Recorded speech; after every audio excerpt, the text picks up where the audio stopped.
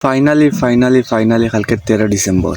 আজকের রাতটা football fan হলো লাগে প্রায় 10 দিনের মতো। আমরা পুরাপুরি রেডি, রাতকে একটা বিরাট ফাটাফাটি হইব। কিংস আব্দুল্লাহ স্পোর্টস সিটি একটা ইতিহাস সৃষ্টি করার লাগে রেডি ওর। তুমি একজন অরিজিনাল ফুটবল ফ্যান যদিও, তাইলে অত সময় বুঝার কথা আমি কোন টপিক লইয়া মাতি আর। ইয়েস, তুমি ঠিকও বুঝছো।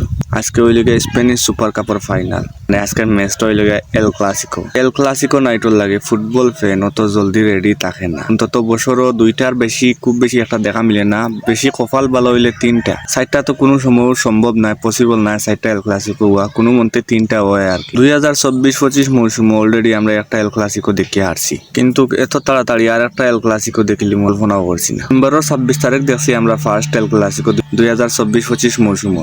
শেষ দিকে হয়েছে কি এল ক্লাসিকো, ডিসেম্বর মাস শেষ হইয়া জানুয়ারির প্রথমে আর একটা এল ক্লাসিকো দেখিলি, একটাও আমরা লাগে একটা সারপ্রাইজ। প্রথম এল ক্লাসিকোটাও নিতান্ত ভালো লাগছে, কারণ আমরা 4-0 খুব খারাপ ভাবে ফিটাইছি তারা গড়ের মাঠও। আমরা শিওর যে তারা পুরাপুরি প্রিপেয়ারিং লইয়া আর ও শুটটা মিটাইতো, কিন্তু আমরা এখনো তো শুট বাকি রয়েছে। গণেশ সুপার কাপের ফাইনালের যে বেজ্জতিটা, অর্থাৎ আমরা এখনো শুট লওয়ার বাকি রয়েছে। তো প্ল্যানিং করো, এটা কোনো খামও দিত না। আমরাও পুরা প্ল্যানিং মতো মাঠো নামিয়া গতবার করে শুট লইতাম ওরিয়া। এল ক্লাসিকো লইয়া পৃথিবীর জেলা ক্রেজ থাকে, হিলা ক্রেজ আর মনে কিচ্ছু লইয়াও নাই। পৃথিবীর 7টা কন্টিনেন্ট আছে, 3টা ক্ষেত্রে পৃথিবীটা 2 ভাগে বিভক্ত। পৃথিবীটা 3 ভাগে বিভক্ত হওয়ার ক্ষেত্রে হইল 3টা। একটা হইল ক্লাব, একটা হইল প্লেয়ার, একটা হইল কান্ট্রি। মূলত 3টা ক্ষেত্র থেকে মানুষ 2 ভাগে বিভক্ত। যখন ক্লাবর মাত আইব হয় রিয়াল মাদ্রিদ অথবা বার্সেলোনা, যখন প্লেয়ারের মাত আইব মেসি আর নাই রোনালদো, যখন কান্ট্রির মাত আইব হয় ব্রাজিল আর না আর্জেন্টিনা। এল ক্লাসিকোর ম্যাচ প্রেডিকশন করা কিন্তু খুব বেশি একটা কষ্টকর এখনকার সময় লাগে।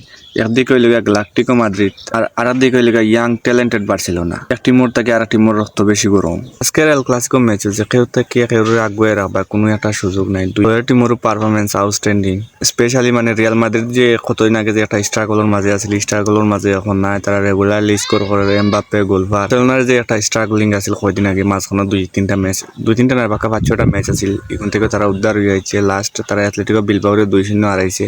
তাহলে বোঝা যায় তারা পুরো প্রিপেয়ার্ড। আমি একজন বার্সা ফ্যান হিসাবে সবসময় চাই ম্যাচটার রেজাল্ট কিছুটা ভালো হইতো। Why not? তাহলে এক্সপেকটেশন করতাম না, দিলা হইতো না। ওলা ও আরও কথা, কারণ আমরা এই জিনিসটা লাগি রেডি, আমরা পুরা প্রিপেয়ার্ড, আমরা জানি যে ওলা কিছু হইব। আমার কিন্তু পার্সোনালি সহ্য না যে আর কত সময় ওয়েট করতাম, আর কত সময় ওয়েট করতাম এল ক্লাসিকো কোনবার শুরু হইব। কিন্তু কি মানে সেমিফাইনাল শেষ হয়েছে, প্রথমে তো বার্সেলোনা ফাইনাল নিশ্চিত করছে, এর বাদে রিয়াল মাদ্রিদে মরিকালকে ফাইনাল নিশ্চিত করছে। আর সবচেয়ে বড় কথা, আজকের এল ক্লাসিকো ম্যাচর মানে স্কোর কিলা হওয়া উচিত। প্রেডিকশন আর করলাম না। তুমি তাই যারা ফ্যান আছো, Real Madrid fan, Barcelona fan, তোমার ইচ্ছা মতো একটা প্রেডিকশন করিয়া যাও। আমরা বার্সা ফ্যান হলে অবশ্যই তো এক্সপেকটেশন রাখবো সুপার কাপর final, obviously coming home. Real Madrid যত গ্যালাকটিক হোক, এন্ড অফ দ্য ডে ম্যাচের তো স্কোর মনে আছে নানি।